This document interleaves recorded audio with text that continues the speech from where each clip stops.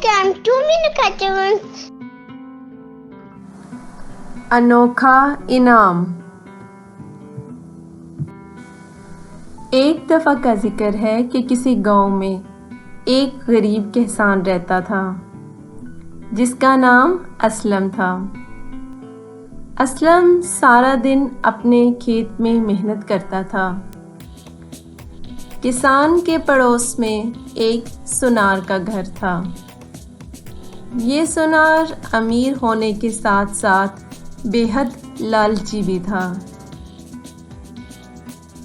ایک مرتبہ کسان نے اپنے کھیت میں کدوؤں کی فصل اگائی۔ فصل بہت اچھی ہوئی اور کھیت بڑے بڑے کدوؤں سے بھر گیا۔ ایک کدو تو اتنا بڑا ہو گیا کہ اس جیسا کدو پہلے کسی نے نہیں دیکھا تھا۔ کسان یہ دیکھ کر بہت خوش ہوا اور اس نے سوچا کہ کیوں نہ یہ غیر معمولی کدو بادشاہ سلامت کو پیش کر دوں۔ یہ سوچ کر اس نے وہ کدو ایک گاڑی میں رکھ کر بادشاہ کے دربار میں لے گیا اور بادشاہ سے عرض کیا، بادشاہ سلامت، میرے خیال سے یہ دنیا کا سب سے بڑا کدو ہے۔ اسے میں آپ کی نظر کرنا چاہتا ہوں۔ مہربانی کر کے میرا یہ تحفہ قبول فرمائیں۔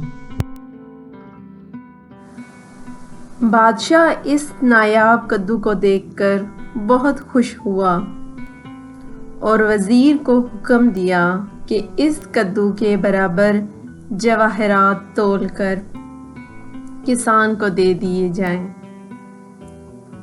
کسان یہ سن کر بہت خوش ہوا اور اس نے بادشاہ کا شکریہ ادا کیا۔ وزیر نے جواہرات سے بھری پوٹلی کسان کے حوالے کی۔ کسان نے ایک بار پھر ان کا شکریہ ادا کیا اور ہیرے اور جواہرات سے بھری پوٹلی لے کر خوشی خوشی اپنے گھر واپس آ گیا۔ کسان نے وہ ہیرے اور جواہرات بیچ کر نیا مکان اور ساز و سامان خرید لیا اور ایک اچھی زندگی گزارنے لگا۔ سونار کو جب کسان کے دولت مند ہونے کا راز معلوم ہوا تو وہ حسد کی آگ میں جلنے لگا۔ آخر اسے ایک ترکیب سوچی۔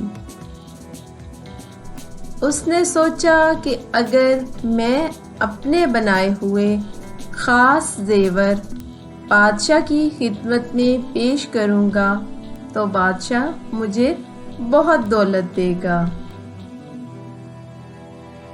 یہ سوچ کر اس نے اپنے بنائے ہوئے خاص زیور پوٹلی میں باندھے اور وہ لے کر بادشاہ کی خدمت میں حاضر ہوا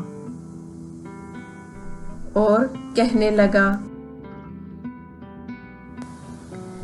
بادشاہ سلامت، میں یہ زیور آپ کی خدمت میں پیش کرنا چاہتا ہوں۔ بادشاہ نے اس کا تحفہ قبول کرتے ہوئے سوچا کہ اس کے بدلے میں اسے کیا انعام دیا جائے۔ اچانک بادشاہ کو اس غیر معمولی کدو کا خیال آیا۔ بادشاہ نے اسے کدو دیتے ہوئے کہا، میرے دربار کی سب سے نایاب چیز یہ کدو ہی ہے جو کہ ایک کسان لے کر آیا تھا۔ میں تمہیں یہی کدو تحفے کے طور پر دیتا ہوں۔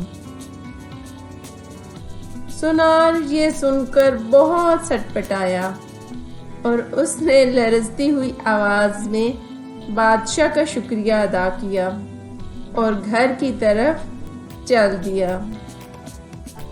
اس کے ذہن میں یہ جملہ گونج رہا تھا کہ لالچ بری بلا ہے۔